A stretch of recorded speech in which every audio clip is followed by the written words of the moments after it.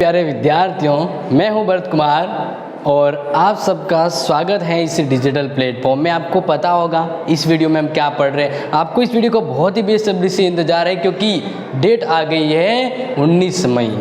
तो political science का एक ही दिन 2 पेपर हो गया। आपको पता है, आपका टाइम टेबल आपके पास आया होगा, एडमिट कार्ड मिल गया होगा और पेपर कैसे करना वगैरह बहुत सारी चीज़ों के बारे में पहले मैंने वीडियो आपको बता दिया है। अब पॉलिटिकल साइंस का जो इससे पहले जो वीडियो बना है वो सेकंड पेपर के बारे में था। जो पेपर अगर आपको कहा जाए ना या आपसे पूछा जाए या आप हमसे ही पूछें कि सर पॉलिटिकल साइंस के BA फर्स्ट ईयर के जो 2 पेपर हैं सर थोड़ा पेपर इजी वाला कौन सा है, तो मैं बिल्कुल बेशक कहूँगा पेपर 2 है वो इजी पेपर है। पेपर 2 है वो इजी पेपर है और पेपर जो फर्स्ट है ना, आप ध्यान रखिए, पेपर जो फर्स्ट है वो थोड़ा हार्ड पड़ेगा। क्यों? क्योंकि वो थ्योरिकल पेपर है, यानी वो थ्योरी इसमें ज़्यादा है, तो आपको थ्योरी समझनी होगी। फर्स्ट पेपर में अच्छा नंबर लाने के लिए आपको थ्योरी पर जोर देना होगा। सेकंड पेपर के मैंने टॉप मोस्ट बहुत ही इंपॉर्टेंट जो लेसन जो इंपॉर्टेंट प्रश्न थे वो मैंने आपको बता दिए हैं। यानी अब आपको कोई भी 1 वीक सीरीज या नोट्स वगैरह देखने की जरूरत नहीं है। अगर आपने ये वीडियो देख लिए तो आपका लगभग पास होने की गारंटी मैं देता हूँ, अगर आपने पूरा जो मैंने बताया वैसे ही समझ लिया तो। क्योंकि अब आप कंफ्यूज हो रहे होंगे तो बिल्कुल बहुत सारों के दिमाग में आ रहा था सर याद कर रहे भूल जा रहे। टेंशन मत रखिए, जो आपने पढ़ा है दोबारा पढ़ लीजिए, क्योंकि टेंशन करने से आप और ज़्यादा भूल जाएंगे, ठीक है ना। हम यहाँ पे देख रहे हैं जो थ्योरी वाला जो पेपर है, जो आपको पहला पेपर देना और पहला पेपर ही मूड खराब ना करें, तो ये वीडियो जरूर देखें, अपने फ्रेंड्स को जरूर शेयर करें। मैं भरत कुमार आपके लिए पूरा प्रयास करूंगा कि आपका नंबर अच्छे से अच्छा नंबर आए एग्जाम में, ठीक है। तो सबसे पहला मैं प्रश्न आपके सामने लेके आया हूँ क्रैश कोर्स, यानी पूरे पेपर फर्स्ट से आपका जो इंपॉर्टेंट प्रश्न बनते हैं उनमें से क्रैश कोर्स में पहला है राजनीतिक सिद्धांत के जो विभिन्न परंपरागत अध्ययन पद्धतियां हैं उनके बारे में प्रश्न आएगा। आपके प्रश्न ये आएगा कि राजनीतिक सिद्धांत की अध्ययन पद्धतियों के बारे में बताइए, परंपरागत अध्ययन पद्धतियों के बारे में, या ऐसे बताइए कि 4 अध्ययन पद्धतियों, परंपरागत से 4 अध्ययन पद्धतियों के बारे में समझाइए, उनके नाम बताइए, या और भी उसका आलोचनात्मक परीक्षण कीजिए। बहुत सारी चीज़ें पूछी जा सकती हैं, ठीक है। तो बिल्कुल फिक्र ना करके सीधे से अपने टॉपिक पे आ जाते हैं। और मैं आपको यहाँ पे बता रहा हूँ कि आपको बस ये 5 अध्ययन पद्धतियां हैं वो दिमाग में रखनी है। मैं बहुत ही शॉर्ट बताऊंगा, ऐसे नहीं कि वो किताब में क्या है और आपको डाउट मतलब और ज़्यादा डाउट कर, नहीं, आपको एक बार ये देख लिया समझ में आ गया। मैं ज़्यादा बकने की कोशिश नहीं करूंगा, सीधा टॉपिक पे आ जाऊंगा। तो बस आप ये 5 अध्ययन पद्धतियां देख लीजिए, आपका ये जो इम्पोर्टेंट जो है वो क्लियर हो जाएगा। तो दार्शनिक अध्ययन पद्धति, ये सभी परंपरागत अध्ययन पद्धतियां क्यों कहते हैं? क्योंकि आधुनिक अध्ययन पद्धतियों के अंतर्गत व्यवहारवाद और उत्तर व्यवहारवाद आती है। तो इससे पहले इसे उत्तर व्यवहारवाद बिल्कुल वो भी मैं समझाऊंगा, वो एग्जाम में आपके हैं, आएगा आपके एग्जाम में, मुझे ऐसा लग रहा है। और जैसे वो कहते हैं 6 साइंस आ रहा है, लेकिन उससे पहले आप परंपरागत देख लीजिए। तो परंपरागत में दार्शनिक अध्ययन पद्धति क्या है और किसे कहते हैं? तो अगर आपको मैं बताऊं, अरस्तु और प्लेटो, हाँ बिल्कुल, अपने राजनीति से संबंधित बहुत ही महत्वपूर्ण वैज्ञानिक है, मतलब दार्शनिक हैं और मनोवैज्ञानिक की तौर पर तो नहीं कहे, लेकिन राजनीति के बहुत ही महत्वपूर्ण और जाने माने विचारक हैं जी। तो इनके जो विचार हैं वो काफ़ी इंपॉर्टेंट है। और ये जो अरस्तु प्लेटो की जिन्हें बात करिए वो ईसा से पहले की इनके विचार रहे हैं। तो ध्यान रखें, वे विद्वान जो अपने विचारों को एक दार्शनिक रूप में देते थे, यानी उनके जो विचार होते थे वह तथ्य पर डिपेंड न होकर किस पे डिपेंड होते थे? आदर्श। उनके विचार है ना वो आदर्श स्वरूप थे। आदर्श स्वरूप मान लीजिए जैसे प्लेटो की पुस्तक का नाम इसमें आप लिखिएगा रिपब्लिक। कौन सी है? रिपब्लिक, जो प्लेटो की पुस्तक है, ठीक है ना। और ये प्लेटो की है, ध्यान रखेंगे। और थॉमस मूर की एक है, थॉमस मूर की यूटोपिया, और अरस्तु की है पॉलिटिक्स। तो अब ये जो मैं बुकें बताइए वो बुक हैं वह किस अध्ययन पद्धति की ओर इशारा करते हैं? दार्शनिक। तो दार्शनिक अध्ययन पद्धति का मतलब है फिलोसॉफी, ज़्यादा फिलोसॉफी जानना। कहता नहीं, ये तो बहुत ही फिलोसॉफर है, यानी वास्तविक तो काम नहीं कर सकता या इसका कोई पावर नहीं है, लेकिन ये फिलोसॉफी ज़्यादा जानता है। फिलोसॉफी का मतलब होता है ऐसी बातें या ऐसे विचार किसी को कहना जो ज़्यादा आदर्श लगते हैं, उड़ान भरने वाले विचार लगते हैं, वास्तविकता में उतना वो पावर नहीं होता उनका। तो ऐसे विचार, ऐसी विचारों के द्वारा हम अध्ययन कोई पढ़ते हैं तो वो अध्ययन पद्धति क्या कहलाती है? सॉरी ये दार्शनिक अध्ययन पद्धति, समझ आ गया। तो अरस्तु, प्लेटो और थॉमस मूर ने कौन सी अध्ययन पद्धति का यूज किया है? दार्शनिक अध्ययन पद्धति, जो ज़्यादा आदर्शात्मक होती है। क्लियर है? बिल्कुल, कोई भी डाउट नहीं रखना है। और फिर भी अगर कन्फ्यूजन रहे ना कि आपको समझ नहीं आया तो आप जरूर कमेंट बॉक्स में मेंशन कर दीजिए। फिर आते हैं ऐतिहासिक अध्ययन पद्धति। बिल्कुल, ऐतिहासिक मतलब अतीत।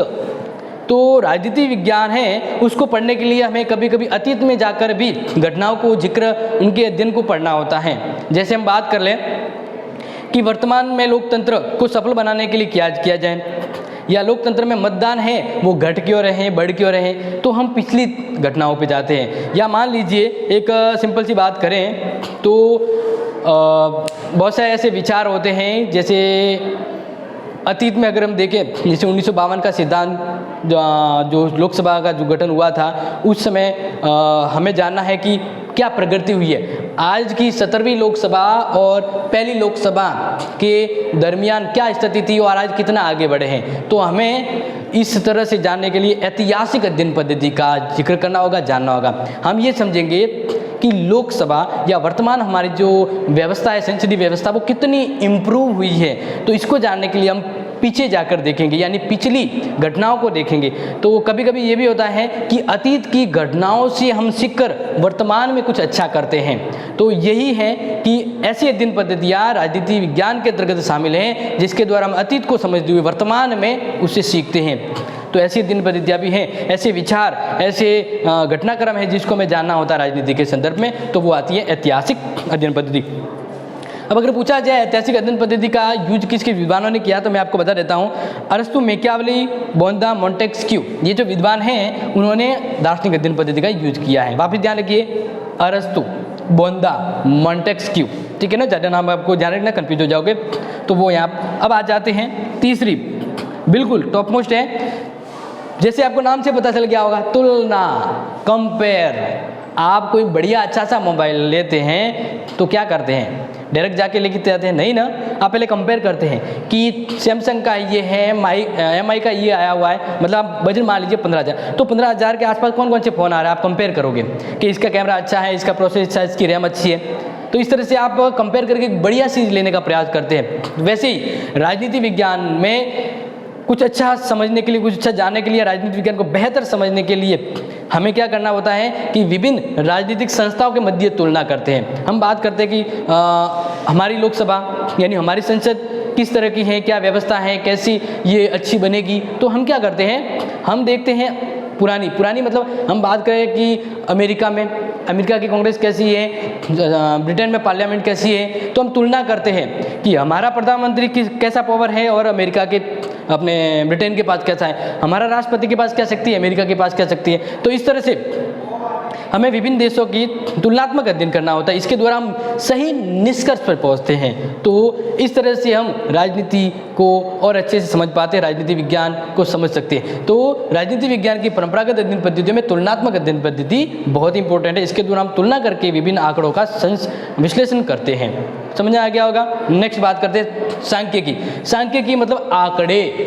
बिल्कुल, तो राजनीति विज्ञान के अध्ययन पद्धतियों में सांख्यिकी विधि भी अध्ययन पद्धति भी जरूरी है। क्यों? जैसे हम बात करें कि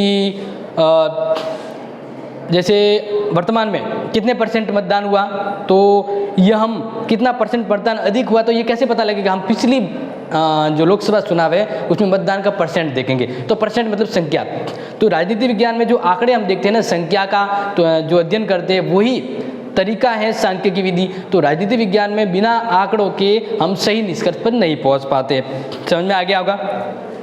जैसे बात करें कि हमारी लोकसभा में कितने सदस्य हैं, ब्रिटेन की वहाँ की जो पार्लियामेंट है उसमें कितने सदस्य हैं, ये हम देखते हैं। तो आंकड़ों को देखते हैं। क्या देखते हैं? आंकड़े कि जैसे हम बात करें ब्रिटेन की, तो ब्रिटेन में 676 के आसपास हैं जो सदस्य रहते हैं। अपने यहाँ की बात करें अपने भारत की लोकसभा की, तो 552 सदस्य हैं। तो तुलना करते हैं। फिर ये भी करते हैं कि जो चुनाव होता है वो किस तरह से होता है। हमारे जो बात करें तो लोकसभा की कहे, राज्यसभा की कहे, तो इनकी एक सदस्य का चुनाव है वह 10 लाख जनसंख्या पर एक सदस्य का चुनाव होता है राज्यसभा में। लोकसभा में 5 लाख सदस्य पर एक सदस्य का चुनाव होता है। तो इस तरह से ये तुलना आंकड़े होते हैं। और बहुत सारे हम जैसे रिजल्ट अपने इलेक्शन होता है, जो रिजल्ट निकलता है तो उसमें भी तो आंकड़े जरूरत पड़ती है ना। तो गणित के आंकड़े यानी संख्यात्मक जो चीज़ें जो राजनीति विज्ञान में जरूरी होती है, इसके द्वारा हम सही निष्कर्ष और राजनीति को अच्छे समझ सकते हैं। तो वो अध्ययन पद्धति जिसमें आप संख्या का आंकड़ों का अध्ययन करते हैं, वो राजनीति की परंपरागत सांख्यिकी अध्ययन पद्धति होगी। फिर है प्रयोगात्मक। बिल्कुल, जैसे कि विद्वानों ने कहा है कि साइंस के लिए एक लैब होती है, साइंस के लिए लैब होती है जिसमें प्रयोग किए जाते हैं, निष्कर्ष किए जाते हैं। लेकिन राजनीति विज्ञान के लिए पूरा संसार एक लैब है, एक प्रयोगशाला है, पता है ना। जैसे हम बात करें कि ब्रिटेन ने 1919 के अंदर प्रांतों में द्विज शासन लागू किया था। कब किया गया था? 1919 में प्रांतों में द्विज शासन लागू किया था, लेकिन वह फेल हो गया। तो फिर 1935 के भारत शासन अधिनियम में ब्रिटेन ने वह केंद्र में प्रांतों में द्विज शासन समाप्त कर दे, केंद्र में से लागू किया गया था। तो इस तरह से ये एक राजनीति विज्ञान की प्रयोगशालाएं तो हैं जिसमें हम नए नए प्रयोग करते हैं। हम एक जैसे अभी मैंने एग्जांपल दिया कि वो सिद्धांत विचार फेल हो गया तो हम दूसरी जगह अप्लाई करते हैं। जैसे हम बात कर लें और भी ज़्यादा काफ़ी चीज़ें अगर आपने देखी होगी तो जो राजनेता वगैरह जो होते हैं वो नई नई तरीक़ों से, नए नए विचारों से या नए नए प्रयोगों के द्वारा राजनीति में आते हैं और उन्हीं प्रयोगों से अपनी सफलता अर्जित करते हैं। तो इस तरह से राजनीति विज्ञान है ना, वह राजनीति के मंच का एक बहुत ही बड़ा लैब और प्रयोगशाला कहा जाता है। तो इस तरह से हम राजनीति को एक प्रयोगशाला, राजनीतिक अध्ययन के दौरान हम राजनीति को समझने के लिए एक प्रयोगात्मक अध्ययन पद्धति को भी अपनाते हैं। इसके द्वारा हम प्रयोग करके सीखते हैं और ये प्रयोग यहाँ पे वर्ल्ड यानी पूरे भारत या कह सकते हैं एक भारत मतलब पूरे संसार में होते हैं। क्योंकि साइंस की तो देखा होगा आपने, नॉर्मल साइंस होती है वो उसकी लैब होती है, लेकिन राजनीति विज्ञान की लैब क्या है? पूरा जग है। इसके अंदर नए नए प्रयोग, नए नए विचार रखे जाते हैं और जो सफल होते हैं उसको आगे बढ़ाते हैं। वो आपने जाना होगा, क्योंकि अगर जब हम बात करें अपने पंचायत राज अधिनियम की शुरुआत राजस्थान में 1959 से हो गई थी, लेकिन वह फेल हुई, सफल नहीं हो सकी। तो 73 और 74 संविधान संशोधन के द्वारा इन्हें संवैधानिक दर्जा दिया गया। तो इस तरह से पहले प्रयोग किया गया था इसका, फिर ये राजनीति में सुचारू रूप से नहीं चले तो दोबारा सही तरीके से चलाया गया। तो यही है राजनीति विज्ञान में प्रयोगात्मक अध्ययन पद्धति। समझ गए होंगे। बिल्कुल निश्चिंत रहना है, कन्फ्यूजन नहीं रहना है, क्योंकि कन्फ्यूजन नहीं होगा तभी आप में चीज़ें बेहतर समझ में आ जाएगी। अब हम बढ़ते हैं आगे, जो बहुत ही ज़रूरी है, जो हम जानना चाहते हैं, ठीक है ना, वो चीज़ यहाँ पे हम देखते हैं।